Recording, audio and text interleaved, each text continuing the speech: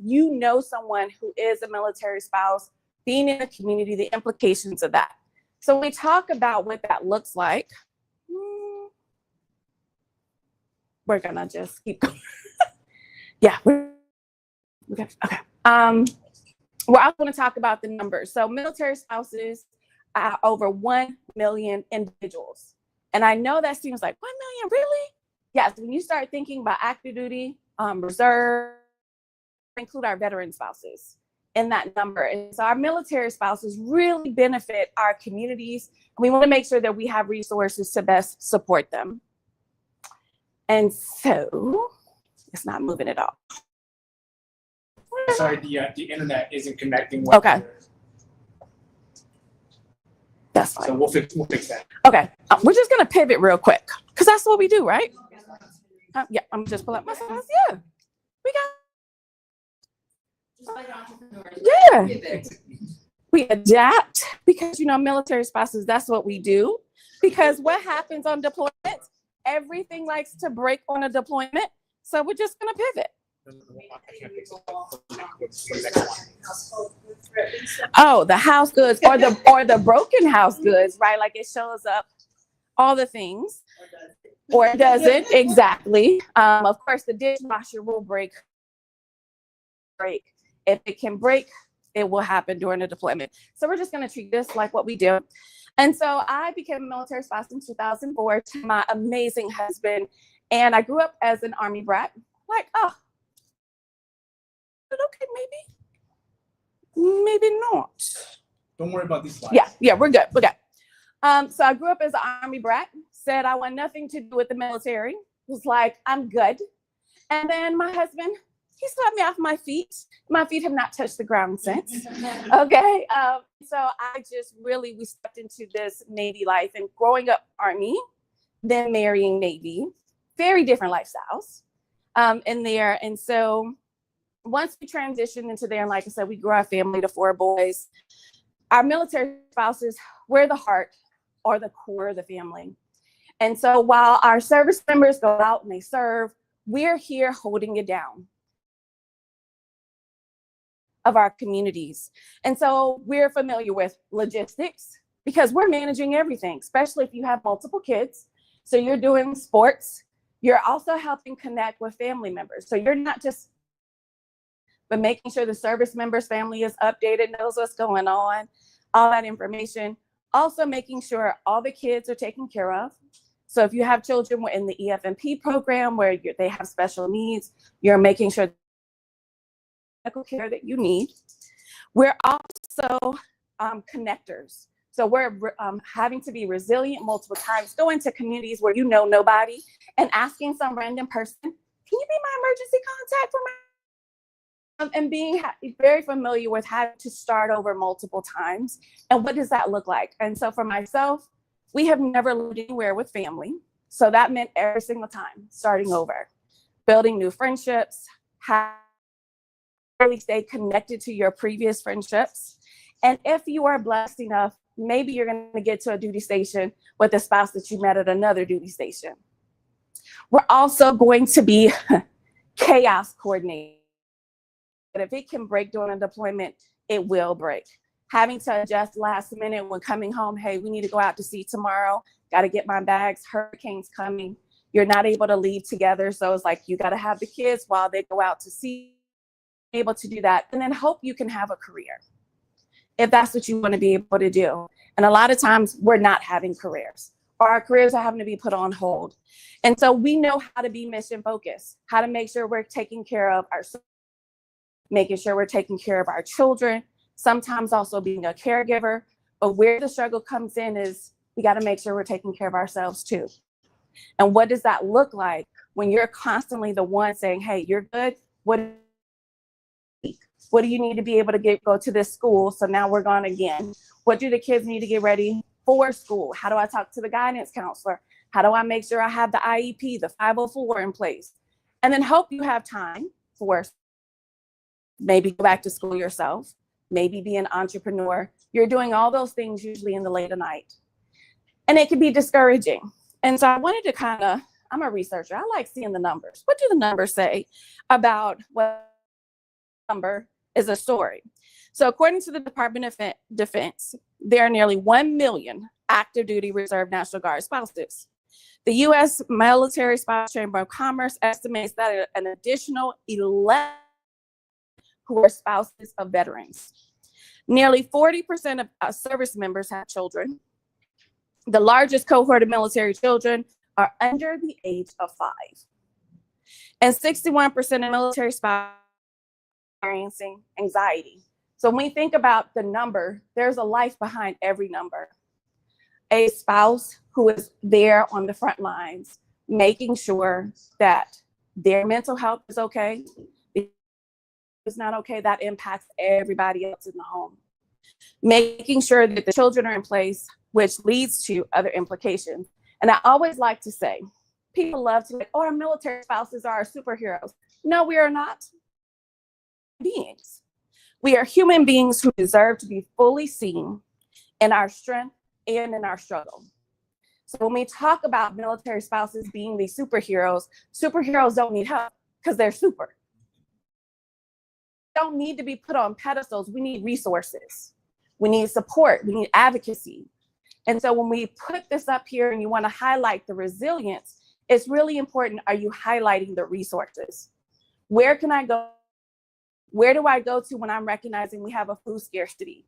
Where do I go to when I've been laid off or I can't get a job at all? That's not superhero stuff, right? We're not like Clark going and turning around to be able to come out. No, we're coming out tired. Putting what's going on with us usually last. So we don't need the superhero. We don't need a cape. We need resources. We need support. We need money to be able to go into and do the things, and especially for spaces like childcare. So most, the statistics are there that over 40% of military spouses will leave their career or not step into a career due to difficulty with childcare. Usually childcare is not available, or childcare is so expensive that it's not, because you're basically working to pay childcare, and it's not worth it. And then who do you trust to watch your children? Because that's really what it comes down to. Those are your babies. And I'm like, do I trust this person to really take care of my baby? I know you. And so being able to think about the childcare implication that impacts the military spouse more than it does than the active duty spouse, because they're going off, they're serving all the different spaces there. Additionally, I mentioned food scarcity.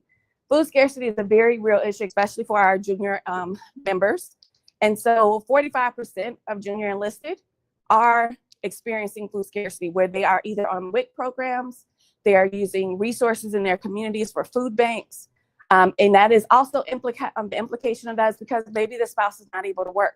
So you have a junior enlisted individual where there's only one income, maybe children under 5, especially if you're a child under 5, has to have a special one specific type would be $60 a kid. 60 on one income. So when we think about food scarcity, it's really important that we humanize that and remove the stigma. Access to what is necessary for families, especially as we have more families with food allergies. We have more families that have specific circumstances with different children, like I mentioned with the formula. Where are they going to get those things to come from for those things, especially if the spouse cannot work?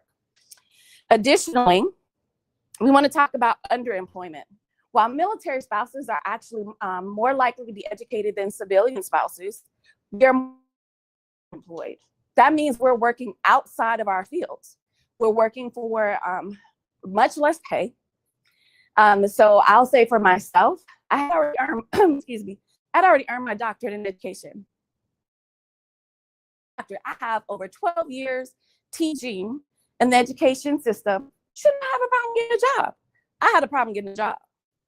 I was going to job fairs for the first time in my career since and I'm standing there with my resume, having to basically say, like, I have all these skills. I have all this experience. And they're like, oh, we'll give you a call. No call came. And so I eventually started tutoring about I could get, because they were looking at my resume and they could see, oh, 3 years here, 3 years here. They didn't want to hire someone they could not invest in their community. They knew I would leave. So it became a struggle to be able to find out, where do I fit in this space for a career that I love, that I'm qualified for. And to go there and sit interview after interview and come home. Thankfully, my husband was home. I would cry. I'm like, "Babe, I'm good at this, and I'm not getting an opportunity." And so it also meant I humbled myself. I'm like, you know what? I need to get a foot in the door somewhere. I need to do something. And so I started tutoring. Tutoring opportunity online would eventually become a great opportunity for me to work fully online in higher education. But it meant I had to be willing to pivot. And that's what military spouses do. We are good at the pivot. Okay, this doesn't work. What else can I do? Like today, we up here, we making this presentation work, even though I don't have it right now, because that is what we do. And we do it well to be able to showcase the mission doesn't stop just because we have it in, have to move forward. And so when we talk about the education impact, not only are our military spouses more educated than our civilian counterparts I want to make sure I give you the correct statistic. Do have some college. That's a really huge group. And it becomes an opportunity for our colleges and communities to help skill bridging, to be able to help them be able to finish their education. And thankfully now, that do offer military spouse scholarships. They offer specific virtual classes specifically for our veteran and military spouse community so that you can finish your degree. The takes for a military spouse to complete their degree is 6 years for a bachelor's degree. And that's because constant moves, having to start over. If you're not in an online program, that means maybe the next school may not take your class, different set of circumstances, or you may not have the time. And so when I started my doctoral program, I am an overachiever. I like to finish things early. And I was like, oh, cool, I'm in this doctoral program. I'm about to knock this 4 years. Life is funny. But that's not how it happened. And so we did 2 deployments during, I did 2 deployments. We did 2 deployments during my doctoral program. During my doctoral program, we grew our family from 3 boys to 4 boys during that time. And needless to say, my goal of finishing in 4 years just became like a joke.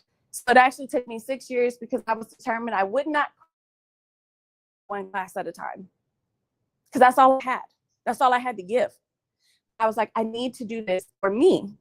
This is what matters to me to continue moving forward, even though things look different. And so thankfully, my husband, he's supportive. He was like, babe, what do you need? When he was home, right? Being able to be home and have that support. So it definitely helps that when your spouse is supportive of you going after dreams that matter to you, that really are meaningful, but there were dreams that I had that were relevant to Mamie before Mamie became a spouse, before Mamie became a mama, before I started serving in my community. So being able to talk and then how do those dreams become reality was an important part of what we continuously do as a couple. Yeah, okay. And so being able to recognize where are the schools, how do we have friendly schools, and which schools give money. Because while the veterans and active duty may have money for college, that's not always the case for military spouses. And so being able to recognize a lot of colleges now do provide those scholarships. Do you provide resources for military spouses? Do you provide support? Some of them even have mentors or guides who are specifically military focused that can help you in there. So I really encourage that space there. Important that we are actually creating an integrated approach. Focusing just on career is not going to be enough. Focusing just on care is not going to be enough. Focusing on community is not going to be enough. They have to, spouses need community, care, and career. And what does that look like for us to be able to provide that to them, whether we are an advocate, whether we're in the veteran space, military family space? Isn't just empathy. It's structure, opportunity, and advocacy. So when we're talking about wanting to support our military spouses, think about what structures are in place to support them so that they can be successful. Whether that's a career, getting an education, being able to be present in their homes with their children, what opportunities are available? If you have a business or you're connected, are you sharing those resources in other spaces where advocacy, advocate for policies that are going to benefit and support our military families? So how do we build connections and belonging for military spouses? Peer networks. This is going to be huge in the spaces. They know where they can go and connect with other military spouses. And this is particularly important for spouses who don't have children. When you have children, actually it's easier because you plan play dates, everybody's getting together, network that way. But when you don't have children, then it's like, well, where do you go? It's a little awkward to be around everybody who got kids all the time. And you don't have kids, you might not want to be around kids all the time. So the challenge, where do you fit in the spaces, is different for those who have different circumstances, and recognizing what that looks like. And that also includes for military spouses that are dealing with loss. So military spouses who are grieving children, even the loss of a parent. So when you're going through that grief space, where's the peer support for our military spouses to be able to go in there? And I highly encourage you, if there's not a space, create one. Create your voice, your experience matters, and there's people who are waiting to connect with you. People who are waiting for somebody to just say, hey, I see you, I hear you, I understand this experience, and I'm at least willing to sit with you in it. We don't have to be, but we do need to know how to walk with people. And military spouses, we're good at walking with people. We're good at showing up and just saying, hey, I'm just here. I order food because I don't cook, but here you go. I'm willing to show up with you in the house. Don't worry about doing the laundry. Learning how to be able to walk with people in those spaces. Family support events. And when I talk about family support events, we can go really quickly into spaces with children. But when the family support spaces also needs to include caregivers. Our caregivers need to be a part of it. And in some cases, spouses are the caregiver. We also want to think about other spaces in which, how do we include in the support in that space as well, and mentorship programs. One of the things, like I said, I've been doing this for a while, but I will never forget when Stanley and I first got married, that there were like, hey, these are things you might want to look out for. Be aware of this, make sure you have this together. One of the things they told me is make sure you got your go bag. We always made sure Stanley had his, but she was like, where's your go bag? If something happens and you need to make sure something happens to you, where's your medical power of attorney? It's like, oh, I didn't even think about that. I need to make sure somebody that can speak for me until they can get to Stanley. So getting that advice early on was very important to be able to think about. That was new to me. And so advocacy, again, you don't have to be a spouse to advocate for military spouses. So being able to use your voice in your community. So when you're thinking about planning events, how can you make sure if you're hiring, is the job posted in spaces where military spouses are? And because we have a lot of skills that we bring to the table, oftentimes it's opportunity. So being able to plug into those places, because a strong community reduces stress. It promotes mental wellness and gives spouses the opportunity to navigate their challenges together. Supporting the spouse is supporting the spouse is supporting the veteran. When we support our military spouses, we are impacting not just the household, we are impacting the community. And when we're impacting the community, we're impacting our states, we're in the whole United States. And so it's recognizing the relationship with one spouse can really create a ripple effect way beyond what people may even realize. And so entrepreneurship and employment. Entrepreneurship, military spouses are more likely to go in entrepreneurship than the civilian spouses due to flexibility, being able to actually do something at home, those types of things. And so I'm going to talk about the resource later, but Spousely is a very good example of spaces where you can find military spouse entrepreneurs that who have businesses that you can support and provide. But being able to have flexible hours, because again, if your spouse leaves unexpectedly, you need to be able to handle things. You need to be able to show up, and it's hard when you have to go to your job like, hey, I can't come in today. Some jobs are not trying to hear, will work with you, all those different pieces, but it's also recognizing that you're putting a lot of things on hold to be able to show up in other spaces. Skill development programs. How are we helping spouses upskill? So being able to recognize programs that provide free upskilling for spouses how they can either get into tech, how they also can get into other spaces in leadership and management, how skills when they don't have the experience so that they can get an opportunity for a better job. And then growth and stability. So employees are actually hiring military spouses more than ever before. So I was very like, yes, okay, I'm seeing some things. But what we recognize is that in the spaces where military spouses are most likely supported, it is specifically in finance, logistics, and professional services. Interesting, but those are also spaces where you need certifications. So those are spouses who are already educated, who already have the credentialing, so they're more likely to be in those spaces. Areas that are starting to take off in supporting transportation, hospitality, and legal services. They're providing more opportunities for entry points into careers.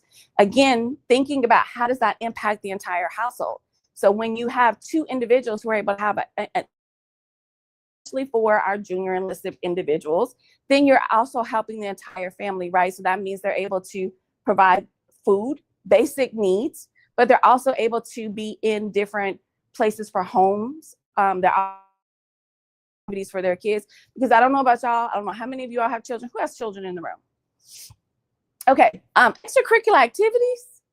Oh my goodness.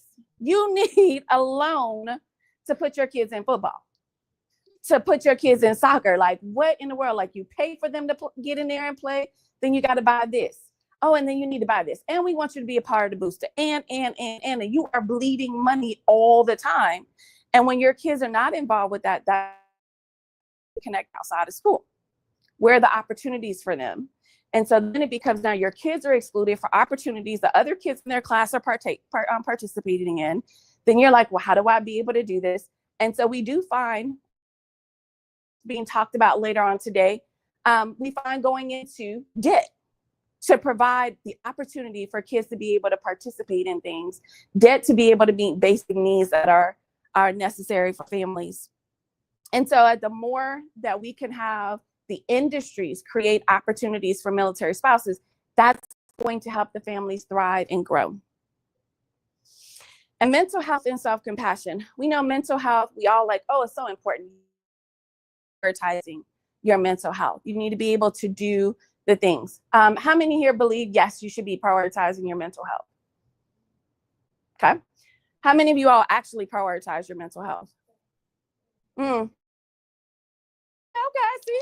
Yes, you know it's important, and yet I didn't see as many hands go up. The second question. So just a couple of people, what is the barrier to you prioritizing your well-being? Resources. Skills. Skills is my favorite word. Finances, yes. We'll touch a little bit on that skills part. Self-care, well-being is all skills-based. To do time management. Time management is a skill. Who taught you how to do that? Stress management is a skill.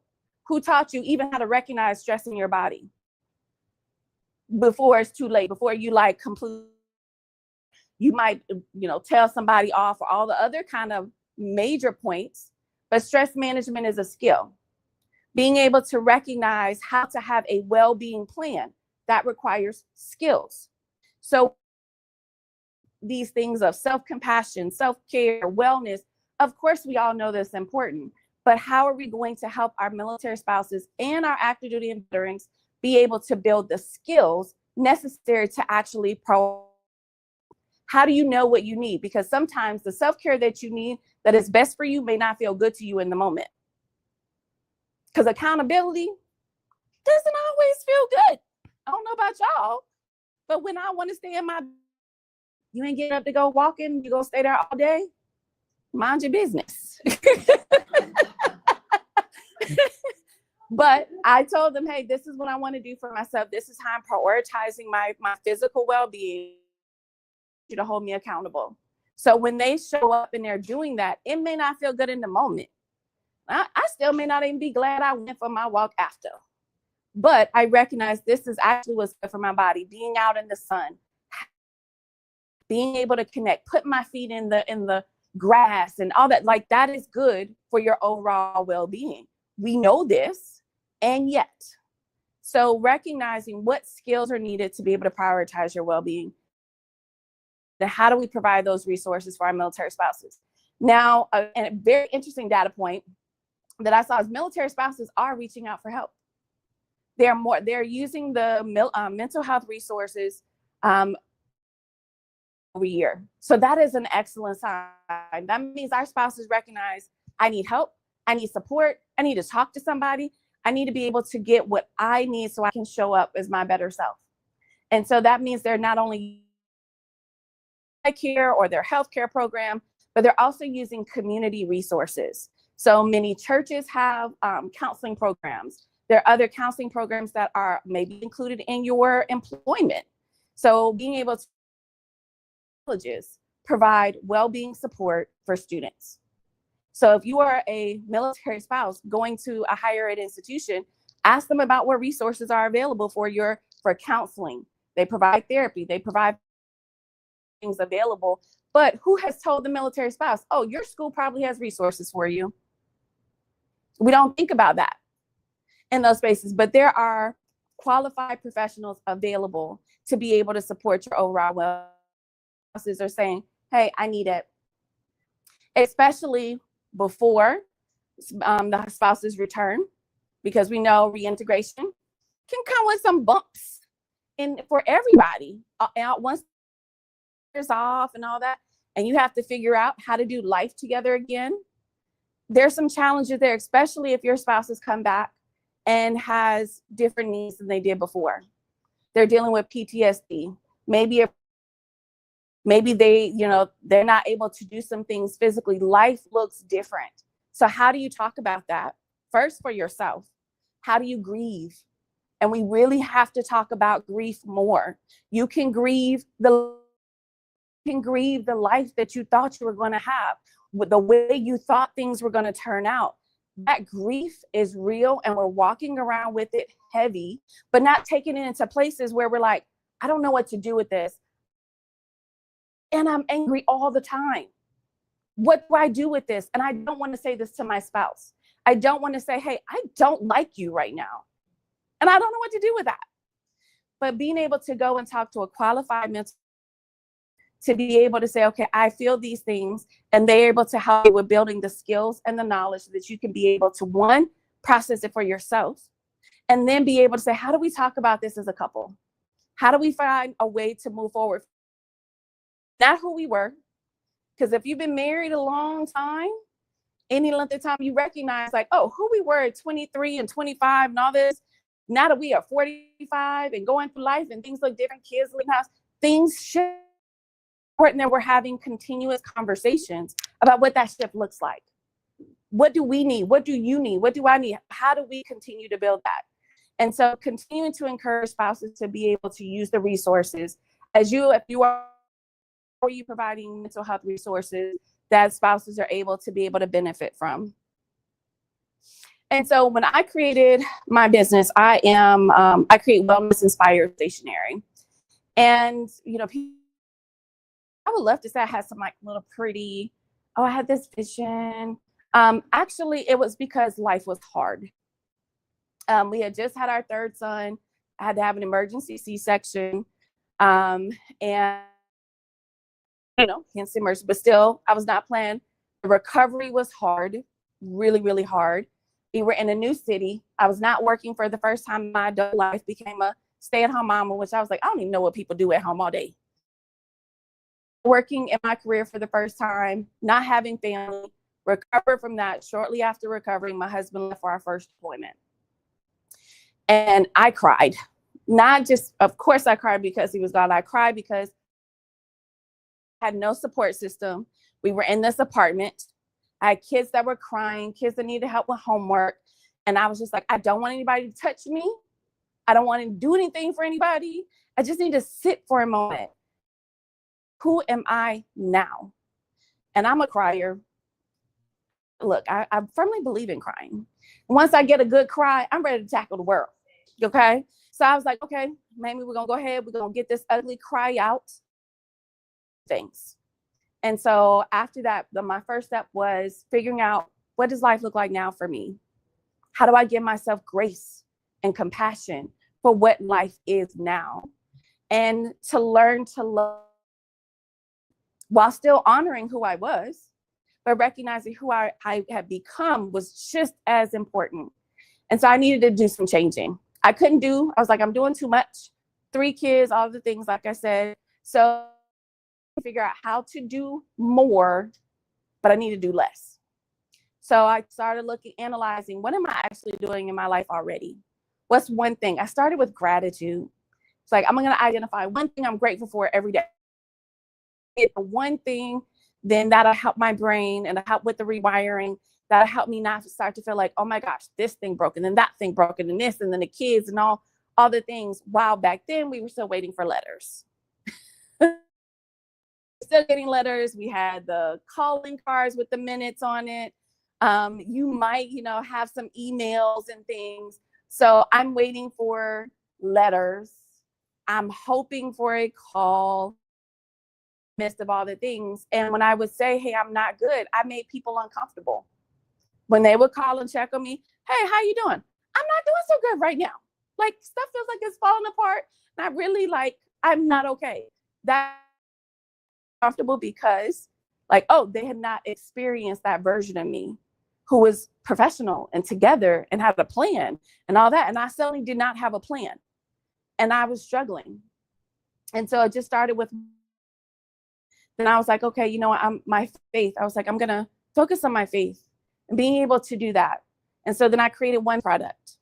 That one product, our sermon notes, is actually still our top selling product in what we do. And then from there, because I'm a teacher by trade, I was like, people need to be taught how to be able to take care of themselves, how to be able to look at what does your life look like and what actually makes sense. Because what makes sense for me may not make sense for you. Matters for me and what's going to work for me may not work for you. And so being able to actually take you through some reflective practices to recognize, oh, these are the things I'm able to do.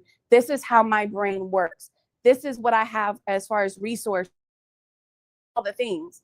So it's important that we're taking time to be able to do that and figure what those things look like in those spaces. And so when we're talking about helping military spouses, is not a cookie cutter answer. There's no one size fits all that's going to just up all spouses. It's having intentional conversations and being able to say, hey, share with me your experience. What are you going through? What's meaningful for you today? I could do one thing to help your life be better. And you know how often I've been asked that question? I probably, in the beginning years of military spouse, I probably could put it on one hand. But now we are having more people who are asking those questions. Such hope, because I'm like, wow, look at how we're normalizing these conversations. Look at how we're recognizing, even if we're virtual, we're still showing up for each other. Because when I post something, who goes in on my post? They're like, oh, girl, yes, I see you. Okay, you over here. Like, we are hyping each other up, but we're also saying, hey, you seemed a little off. You good? Being able to recognize that we have to have but we also need to have those deep, meaningful conversations. And that's happening more than ever. And I'm really excited and hopeful to see those things happening. And we have to continue to create spaces, but we still need resources. We need trained professionals to be able to show up in spaces. So there are a lot of resources I know can't be able to show, but there's resources like Spousely, the Military Spouse Chamber of Commerce, Operation Homefront, Blue Star Families. There's many resources out there now more than ever to support our military spouses. And so I really encourage you, you're thinking about what's one thing that you can do today. One, support a military spouse entrepreneur. Go to Spouse League. Go to the Military Spouse Chamber of Commerce where you can see different organizations. Invest your money into spaces where military spouses, because right now small businesses really could use your support. Advocate. If you know individuals and spaces who are planning events, influence, make sure military spouses are included at the table. So I want to just, I know we're toward the end. Are there any questions? Yes. So, Thank you. and I've lived here my entire life, and yet, you know, and I've been around military families, but there are a lot of misconceptions, and you really kind of cleared a lot of them. What, if you were able to get your message out, what would be your ask, and what would be some of those misconceptions that you would like to kind of, you know, add some clarity to? Great question. So I think a big part is going to be access. Oh, what is one research, one big ask that, the call to action, one big ask I would do, and that would be access. How do we get access to spouses for all access to capital for them to be able to do a business, whether that's access to skill bridge programs where they can get the skills to be able to advance their career, because not everybody wants to be an entrepreneur. Also, childcare. Childcare tends to be one of the, because it's expensive. You don't necessarily have access, so there's limited access. Childcare is an issue, period, but it definitely impacts the military spouse community where you are the one who has to put your career on hold. Would be to continue to advocate for access to the resources that are going to be necessary, and continuing to dispel the non-truths, if you will. Our spouses are still individuals. They're individuals who come on with their own lived experience. They come in with their own dreams and hopes. And how do we walk alongside? And I think one of the most underrated things is being able to walk with people, to humanize the experience. Like I said, we're not superheroes. We're human beings. Yeah. You're welcome. Hey, Mamie. So can you talk a little bit about your entrepreneurship journey and your and some of the challenges you had? How did you overcome them? Yeah, great question. So one of the challenges that military spouses have to go through, period, is licensing. So like I said, I'm an educator. Not all states have reciprocal license. So you may have to transfer your license from one state to the next. And that impacts a lot of fields, not just education, but nursing, cosmetology, et cetera. Also entrepreneurship, because if you have to PCS, that means you now have to get a business going to. So you have to budget for those resources. You also have to look at additional taxes, all those different kind of parts. So when I got started, I knew products, I didn't know business. And I think that's important kind of. A lot of people have an amazing idea, but how do you operationalize that part to where you're legal and you're doing what you need to do so you don't get yourself in trouble? And so being able to connect with my local chamber, connected into IBMF. IBMF has been extremely helpful in being able to grow and scale my business, because they gave me what I needed as far as a top knowledge gap. One of the things you're not going to hear me say is, oh, I don't know how to do that.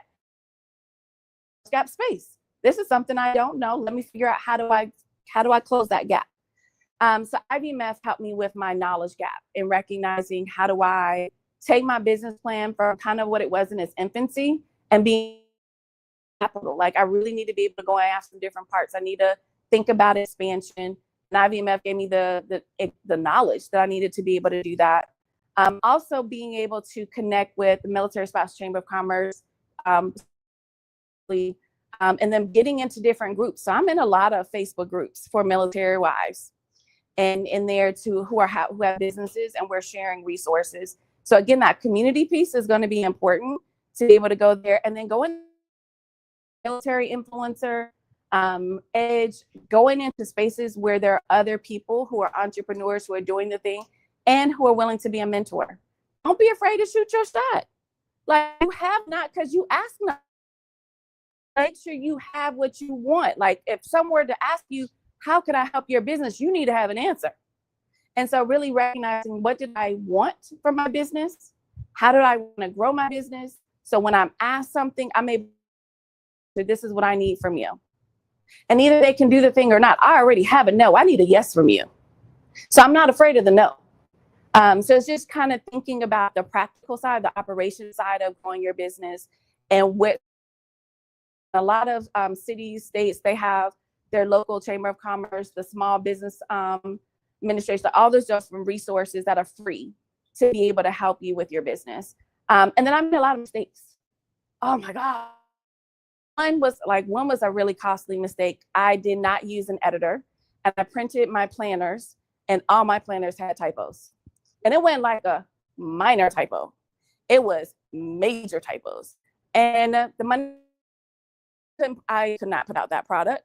You know, you're building your name, all that. And so I was like, oh, lesson learned. I need to make sure not only am I putting it through a program, but I also have an editor, somebody else checking my work, going over the things. But that was an expensive lesson, time-wise, because I already said this is when we're launching, all the things. And so really learning from my mistakes and recognizing it's just a gap. And hopefully not make as many financial mistakes. Oh, sorry, he's gonna get you the mic. Oh, I thought so. Okay, I have just one. Everything with my business is completely in its infancy. It's just very new. I am an entrepreneur already. And I know that you mentioned the growth space in hospitality. I have a catering company.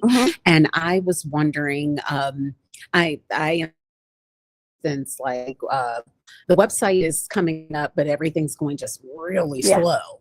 But how would I get that assistance with getting everything to its completion and finished up, and then getting registered on Spousely and some of these other entities? Great question. So if you start with IVMF, you can go today on IVMF website, and they have they have upcoming events and programs, so you can see what makes sense for your life on what you're able to attend. I do recognize starting with VWise. VWise is a great kind of introductory kind of program to connect in the community, get some really good support in there. But that website, tons of resources. So also then connecting into what's locally, going to the women business centers as well. So it's just kind of reaching out and what's there, but just make sure. Yeah. Oh yeah. Resource S. Yes. I'm not local, but yes, Resource SA is going to be valuable research. So there's tons of things that you can access this afternoon if you want to. Yeah. And I highly recommend.